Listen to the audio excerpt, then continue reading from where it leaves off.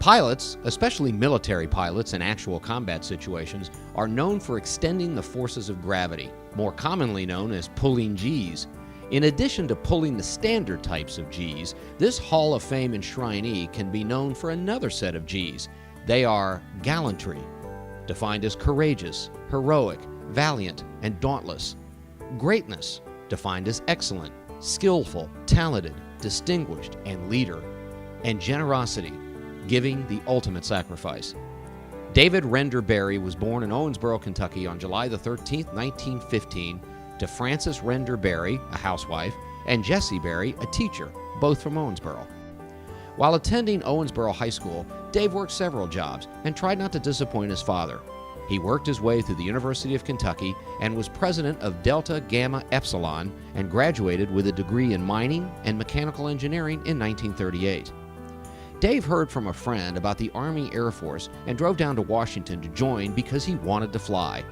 As there was not a parking place in front of the Army recruiter, he parked in front of the Navy recruitment and went in. They would not let him out until he signed up as a Navy reservist. Dave earned his wings and was assigned to the USS Yorktown, which at the time was part of the Atlantic Fleet. In between flying, Dave was assigned as a boat officer on a motorboat carrying officers to and from the Yorktown to Bermuda. He was a better airplane pilot than a tender pilot, and on one trip managed to run his boat aground. Unfazed by the event, he used it as the inspiration in naming his Cocker Spaniel Yorktown Motor Lodge 3. One of the last things Dave did before leaving Bermuda was purchase perfume for Jacqueline, who would be his future wife. He stuffed it into his flight suit for safekeeping. He said it was his smoothest flight ever. After the outbreak of war in 1941, the Yorktown was deployed to the Pacific, and it was not long before Dave was involved in actions that showed his leadership and bravery.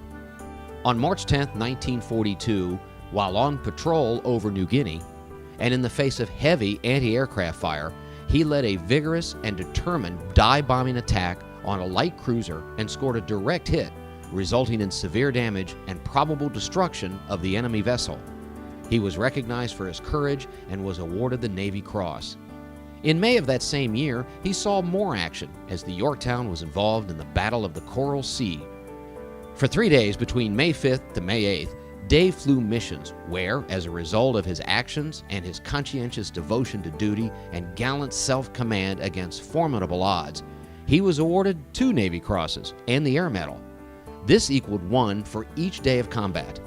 The wording on the commendations included, despite adverse weather conditions and in the face of intense and accurate anti-aircraft fire, he aggressively and inspiringly led his squadron in a dive-bombing attack against a Japanese battleship protected by a cruiser and destroyers. As a result of this highly coordinated attack, his squadron scored 8 direct hits on the enemy battleship and thus contributed materially later to the sinking of the ship. His aggressiveness and determined leadership during this operation was inspiring, and his skill and courage were at all times in keeping with the highest traditions of the United States Naval Service. Dave was also awarded the Purple Heart.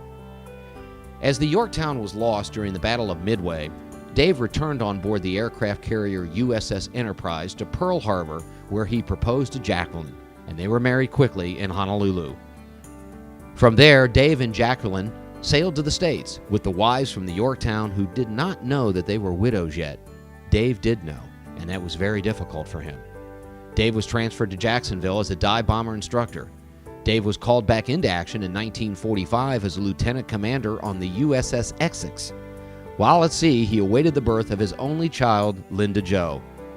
David distinguished himself while leading his squadron in 20 strikes against enemy shipping, airfields, installations, and defense positions, inflicting extensive damage and contributing greatly to the success of these missions. His courage and determination were at all times in keeping with the highest traditions of the United States Naval Service. He fought his final battle on May 13, 1945.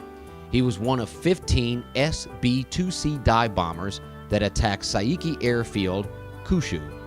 He was the only bomber that was shot down into the sea. He is listed in official Navy records as missing in action. Dave wrote in a letter to the family, "Time is a non-entity at sea. Aviation ceaselessly binding you into its fold, grasps you even ever tighter over water.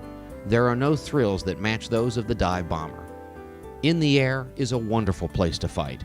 There is no mud or filth of trenches, no forced marching, and no personal contact. You make your own theater to fight in.